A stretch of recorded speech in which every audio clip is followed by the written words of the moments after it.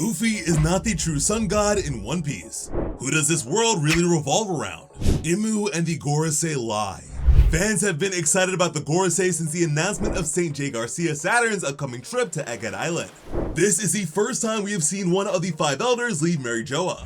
This must mean that something huge is going to happen for the Straw Hats. We don't know much about the Gorosei. Some people think that J. Garcia might have some incredible fighting powers. But what's even more important is his name. Up to this point, we knew nothing about the world government's high-ranking officials. Some people think the characters are based on real-world political figures. But besides some vague physical similarities, there isn't any evidence of this. Fans are looking for an angle they can find for understanding the elders. But now that we have Saturn's name, people have started theorizing about what this might mean. Saturn is important in both mythology and the One Piece world. It's caused One Piece fans to reconsider a past translation. Many fans have set the term Gorosei as meaning 5 elder stars, but another literal translation would be 5 elder planets. This version is better because it connects with the name Saturn. This also allows us to figure out the names for the other 4 planets in the group. Uranus, Pluto, and Neptune are the outer planets, which were identified in modern times. In One Piece, they match up with the ancient weapons that the world government has been trying to stop since the Void Century. That leaves Saturn, Mars, Jupiter, Venus, and Mercury as the names of the 5 elders. Presumably, this shows us the divide that existed back during the Great War. The elders would be like the 5 central planets in the solar system that define the heavens. As arrogant as that sounds, it would be fitting for the rulers of the celestial dragons. There are a bunch of ways to view this information. To understand their powers and position, we can compare the Gorosei to the ancient Greek and Roman gods. Venus was a goddess of love, so Saint Venus may be responsible for world government propaganda. Their main contact with Big News Morgans. While Saturn is usually referred to as a god of time, and thus seems like the historian of the group. He's been linked to a Roman death cult, which may mean Saint J. Garcia is the team's problem solver, someone they send out to take care of problems, especially ones linked to the past.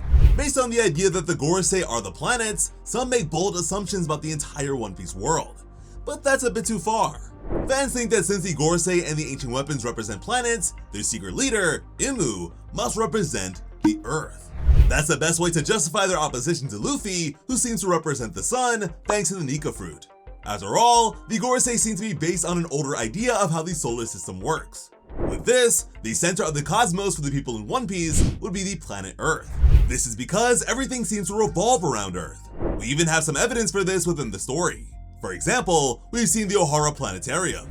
At first, it looks like there is a series of moons orbiting a central planet. But it could also be a model of the entire solar system with Earth at the center. This would make Imu, the supposed Mother Nature figure, a Gaia analogy. Some kind of progenitor figure who both created and embodies the world as we know it. There's already been some discussion about how this fits within the One Piece world.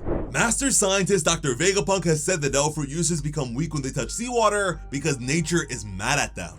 The sea is always a threat in One Piece. It separates people and keeps them from their dreams. Trying to link this overwhelming force to One Piece's main villain makes sense. If this was accurate, Imu would have been holding back the Straw Hats every step of their journey.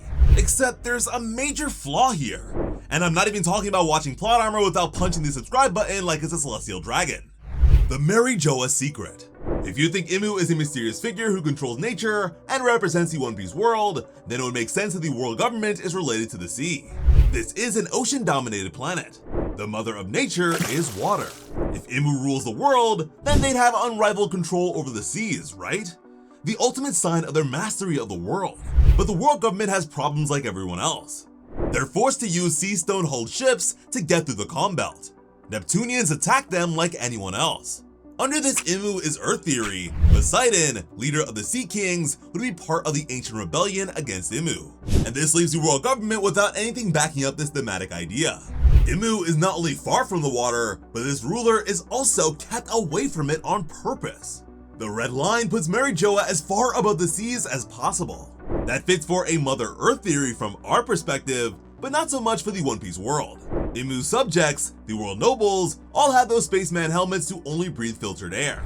Mary Joa is one of the least natural places in One Piece. And that's before you get to what might be Imu's most iconic moment, the destruction of the Lucia Kingdom. That one great act of total annihilation came from the empty throne. Meanwhile, the Gorosei sit around worrying about escalation. It's their commander who wipes his island off the map. And to do it, Imu, the embodiment of the earth, mother of the sea, fires a gigantic laser beam that blows the ground to smithereens. Orbital bombardment doesn't fit this theory. If Imu had this sort of control over the sea, why not sink Lulusia? Sunken kingdoms are a big thing in fiction. We even have a possible example in One Piece. After all, something has to be beneath Enies Lobby. If something like a bottomless pit that sinks deep below the surface of the ocean can exist, why wasn't that used to make Lulusia disappear? Imu's ties aren't to the sea or the stars. If anything, the clearest thematic link we have for them is the darkness of space. They wear a costume designed to conceal them. They live on the highest point of the earth. The Gorosei asked them about extinguishing a light from history. With all this stuff in their design, you'd think Imu would be a god or goddess of shadow. But we've got another figure who fits the void much more. Blackbeard, and his all-consuming Yami Yami no Mi fits the imagery of space between the stars much better. But where does that leave Imu? Not as a god of darkness, but a god lost to darkness. The real Imu explained. Connecting the empty throne to mythology, there's a story that fits even better. It's one of the oldest stories in Shinto, and if accurate, could cast Imu as the original sun god. Long ago, the sun goddess Amaterasu reigned over a peaceful domain. She was the highest of the heavenly kami, a bastion of peace, order, and refinement. Amaterasu was as dignified and virtuous a goddess as you could ask for. But then we have her brother, Susanoo, who was more free-spirited. Think of a fun-loving, loud, brawling warrior kami.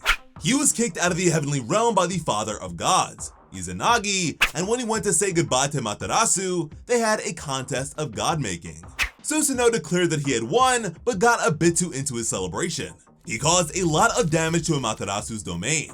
He destroyed rice fields, relieved himself in her palace, and finally threw a bloody horse that was missing its skin into Amaterasu's weaving hall. This led to one of Amaterasu's servants dying. Amaterasu was very sad and angry, so she hid herself away in the Ame no Iwayato, Heavenly Rock Cave Door. Fun fact, that's a real location in Japan. It's near Takachiho, Miyazaki Prefecture. They give tours. The other gods did not forget Amaterasu.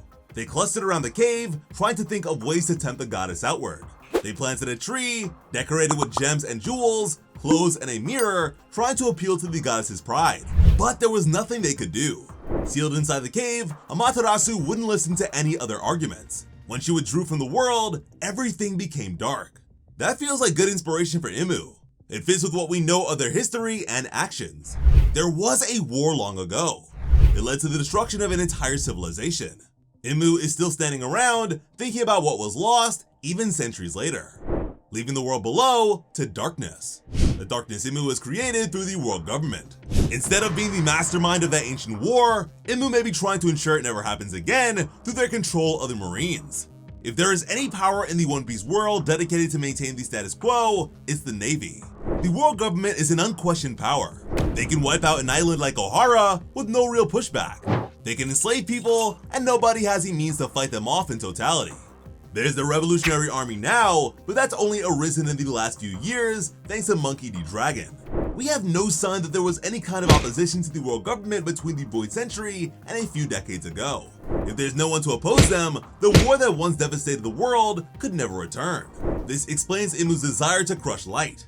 Progress and chaos are exciting, but they can be disruptive. Light in the midst of darkness heralds change, moving from night to day. It would be the dawn of a new era. Imu wants to maintain their restrictive, shadowy reign over the One Piece world to avoid the coming of tomorrow. They're lost in their sorrow, don't want history to move forward, and are clutching onto control no matter what.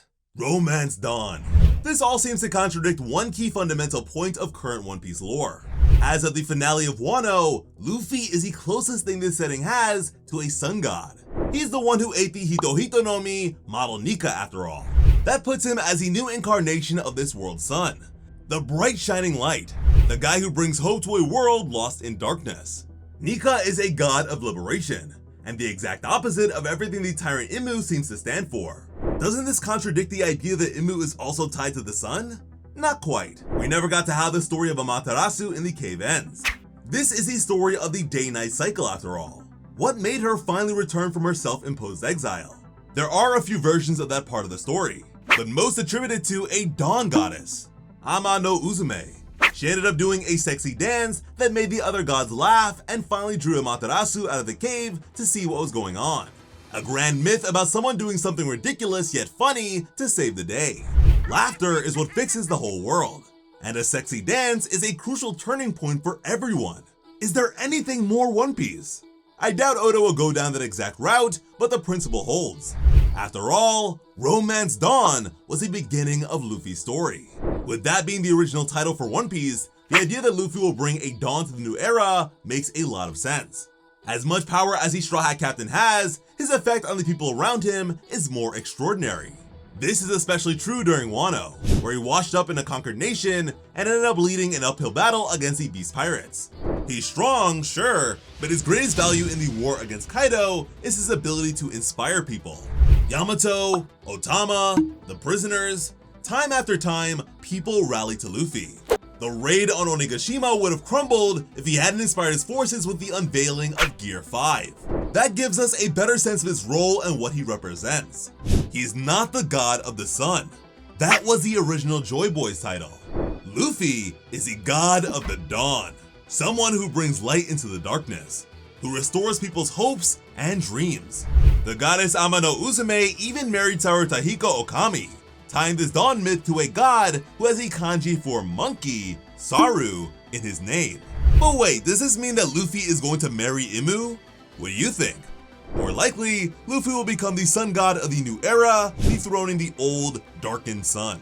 A worn-out fading star being given new life and a new dawn. Or he might find a way to save Imu, bring down the world government, and let them do their job while he goes back to exploring and having adventures like he always does. If he becomes the new ruler and center of the universe, he couldn't keep wandering and being free. After all, what's less free than the sun? It's trapped in the center of the solar system with all the other planets orbiting around it. Whereas the dawn is a promise of a new day, new possibilities, and the chance of a better future. What do you think? As always, I'm Slice of Otaku. Thank you all so much for watching and have an awesome day. I love you.